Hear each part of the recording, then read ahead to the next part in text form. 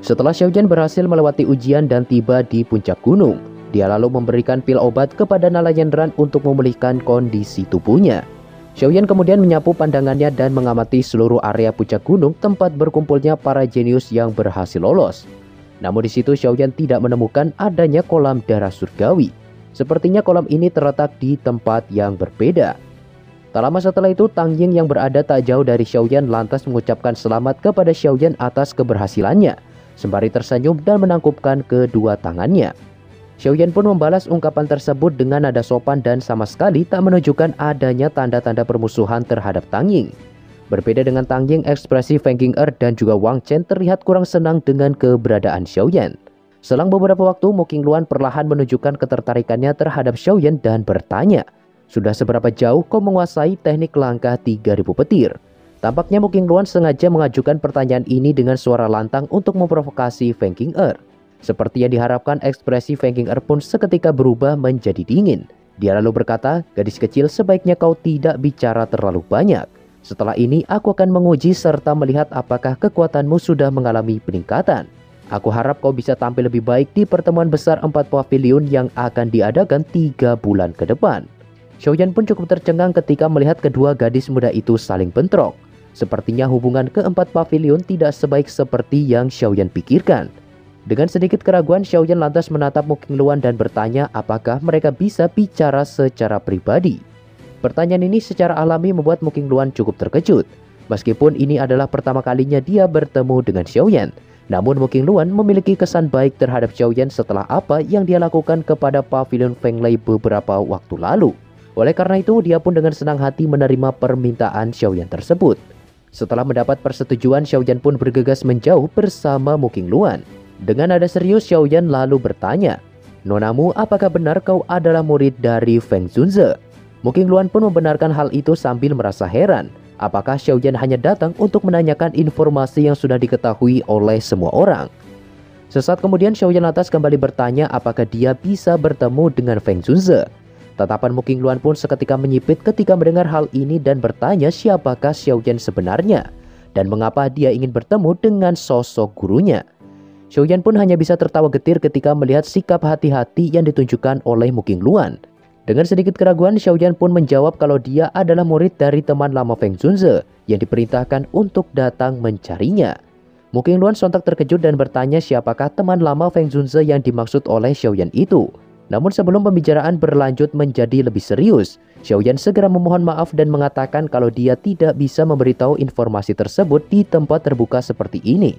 Bagaimanapun, Xiaoyan belum pernah sekalipun bertemu dengan Feng Zunze secara langsung. Meskipun Yalo mengatakan kalau dia adalah orang yang dapat dipercaya, tetapi Xiaoyan bukan lagi seorang pemuda naif seperti di masa lalu.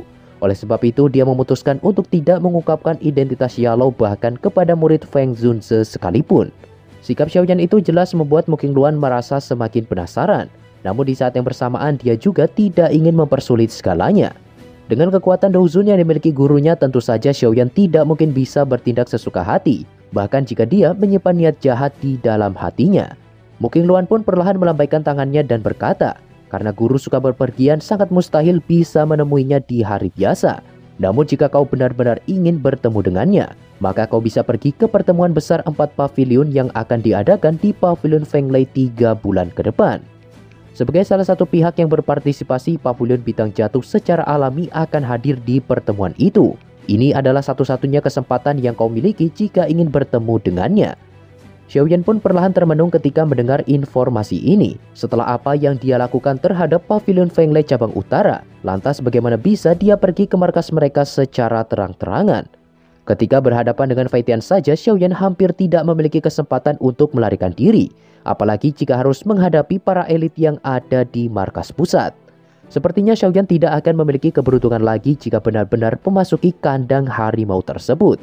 Mu Qingluan yang berada di sampingnya pun menyarankan agar Xiaoyan sebaiknya tidak bertindak bodoh dan pergi ke pertemuan itu. Mengingat selain Feng Zunze masih ada 3 ketua pavilion lainnya yang hadir termasuk Lei Zunze, sang ketua dari pavilion Feng Lei yang memiliki konflik dengan Xiaoyan. Meskipun hal ini sangat berisiko, tetapi Xiaoyan tetap bertekad untuk pergi ke tempat itu apapun yang terjadi. Bagaimanapun dia harus bisa menemui Feng Zunze, mengingat hanya dialah satu-satunya orang yang bisa membantu Xiaoyan untuk pergi menyelamatkan Yalau. Karena keputusan Xiaoyan sudah bulat, Mu Qingluan pun tidak mengatakan apa-apa lagi. Jika dia memang murid dari teman lama Feng Zunze, kemungkinan gurunya akan membantu Xiaoyan memohon maaf kepada Lei Zunze untuk membiarkannya pergi. Dikarenakan waktu ujian sudah hampir habis, Mu Qingluan lantas mengajak Xiaoyan untuk berkumpul dan menemui peserta lainnya. Di situ dia juga memperingatkan Xiaoyan agar lebih waspada terhadap Feng Qing'er dan juga Wang Chen. Xiaoyan pun sedikit mengangguk sembari menyapu pandangannya ke arah mereka berdua. Jika mereka sampai berani menunjukkan niat jahat, maka Xiaoyan tentu tidak akan tinggal diam dan membiarkan mereka begitu saja. Sementara itu di platform batu kini terlihat sudah ada 3 ahli lain yang berhasil lolos dan melewati ujian. Meskipun faktor utama yang membuat para ahli ini berhasil lolos adalah karena efek dari auman singa emas, tetapi Xiaoyan dapat melihat kalau mereka bertiga tampaknya cukup kuat. Kekuatan mereka saat ini setidaknya berada di bintang 7 Do Huang. Jika dijumlah maka total ada 9 orang termasuk Xiaoyan di puncak gunung tersebut. Namun karena kuota yang disediakan hanya ada 8 tempat, dengan kata lain salah satu dari mereka harus mundur dan kehilangan kesempatan untuk memasuki kolam darah surgawi. Sementara itu para ahli yang sebelumnya gagal pun hanya bisa menghela nafas panjang. Selain waktu ujian telah habis, kini puncak gunung juga sudah ada lebih dari 8 ahli, yang menandakan kalau mereka tidak memiliki peluang lagi untuk bersaing. Selang beberapa waktu, Tetua Jinsi lantas menyapu pandangannya ke arah para peserta yang gagal dan mengatakan kalau anggota tikus pendalan emas akan mengantar mereka ke pintu keluar. Setelah mengatakan itu, Tetua Jinsi lalu pergi menghampiri kelompok Xiaoyan dan memerintahkan mereka untuk mengikutinya. Kelompok Xiaoyan pun sontak mengangguk dan bergegas bergerak di belakang Tetua Jinsi. Tak lama kemudian mereka pun akhirnya tiba di sebuah lereng bebatuan yang dipenuhi gelombang energi melimpah. Di situ Xiaoyan dapat melihat ada sebuah gunung berapi yang sangat luas, dan di tengah gunung tersebut terdapat sebuah kolam berisikan lava merah yang terus melonjak setiap saat. Tetua Jinsi pun menunjuk ke arah kolam tersebut dan berkata, "Itu adalah kolam darah surgawi yang kalian cari. Namun saat ini gelombang energi yang ada belum mencapai kondisi puncaknya. Jika kalian ingin mendapat efek maksimal, maka kalian harus menunggu ketika energi dari seluruh pegunungan mata surgawi berkumpul di kolam tersebut." Selain itu, Tetua Jinsi juga memperingatkan kalau di dalam kolam darah surgawi terdapat racun api yang sangat berbahaya. Oleh karena itu, mereka hanya bisa berendam di kolam tersebut selama 3 hari. Jika lebih dari itu, racun api akan masuk ke dalam tubuh mereka dan sangat sulit untuk dihilangkan. Bahkan jika elit dusun turun tangan secara langsung. Bagaimanapun racun api ini telah terakumulasi selama bertahun-tahun. Selain beberapa alkemis tingkat tinggi, kemungkinan besar tidak ada seorang pun yang bisa menghapusnya. Kata-kata ini secara alami membuat semua orang terkejut. Mereka tak menyangka akan ada bahaya semacam itu di dalam kolam darah surgawi. Di saat yang bersamaan, Xiaoyan akhirnya mengerti kalau cedera yang dialami Tetua Jinsi sepertinya berkaitan dengan racun api ini. Tetua Jinsi pun sama sekali tak menghiraukan reaksi semua orang. Dia lalu perlahan berbalik dan meminta Xiaoyan untuk mengikutinya secara pribadi. Dengan sedikit keraguan, Xiaoyan pun akhirnya mengikuti Tetua Jinsi ke sebuah pavilion batu yang terletak cukup dekat dari lokasi kolam darah. Di tempat ini, Xiaoyan juga bertemu dengan Tetua Jingu yang dia temui saat berada dalam perjalanan sebelumnya. Sesampainya di tempat itu, Tetua Jinsi lalu tersenyum ke arah Xiaoyan sembari bertanya, "Anak kecil, apakah kau tahu alasan mengapa aku memanggilmu ke tempat ini?" Xiaoyan pun sontak terdiam sesaat dan menjawab, apakah semua ini berkaitan dengan luka dalam yang dia alami. Jawaban Xiaoyan ini secara alami membuat tatapan Tetua Jinsi yang awalnya tenang seketika berubah menjadi tajam. Beberapa alkemis tingkat tinggi yang dia temui bahkan tidak mengetahui akan hal ini. Mungkinkah pemuda yang ada di hadapannya itu berada di level yang jauh lebih tinggi dari mereka semua? Untuk memastikan hal itu, Tetua Jinsi lantas bertanya apakah Xiaoyan benar-benar mampu mengobatinya.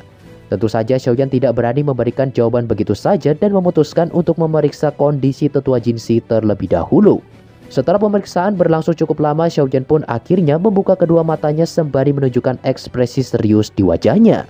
Tetua Jingu yang merasa cemas pun buru-buru bertanya kepada Xiaoyan hasil dari pemeriksaan tersebut. Xiaoyan pun menjelaskan kalau saat ini racun api telah sepenuhnya menyebar ke seluruh bagian tubuh Tetua Jinsi. Bahkan saking dalamnya racun ini sudah meresap ke dalam jantung dan juga tulangnya. Jika bukan karena kekuatannya, takutnya Tetua Jinsi sudah tewas karena racun api tersebut.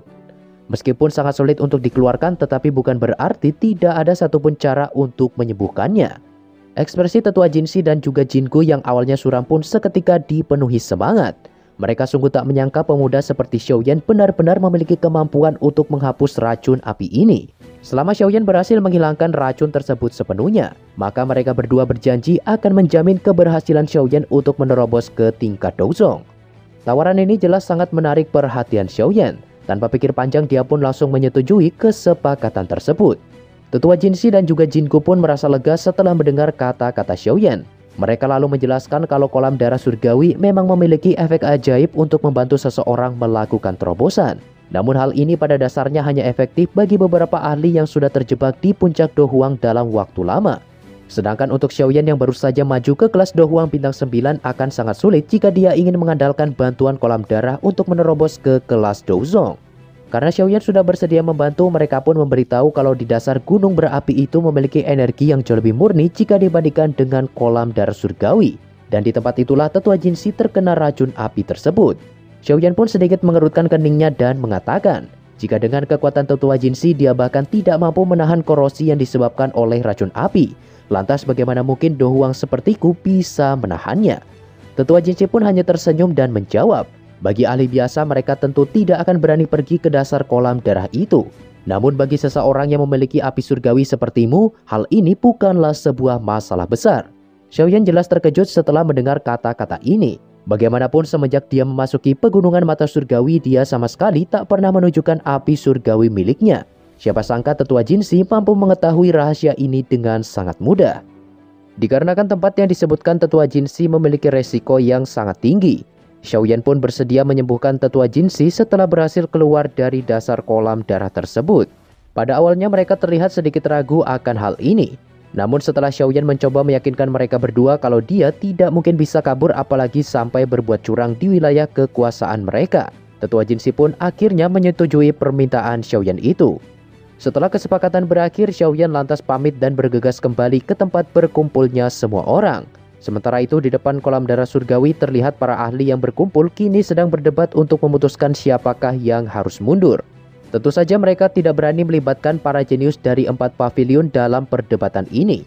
Oleh sebab itu beberapa ahli yang tersisa segera menyapu pandangan mereka ke arah Nalan Yanran dan berniat untuk mengorbankannya.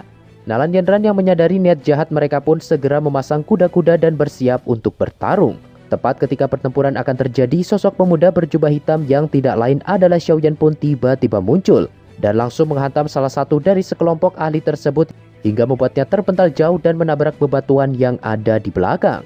Dengan ini peserta yang tersisa pun sudah genap 8 orang dan siap untuk memasuki kolam darah surgawi.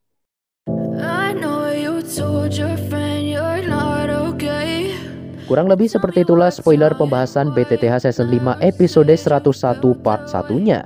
Dan untuk spoiler selanjutnya akan Mimin upload secepatnya guys ya. Thanks buat kalian yang sudah menonton video ini dari awal sampai akhir and see you next time.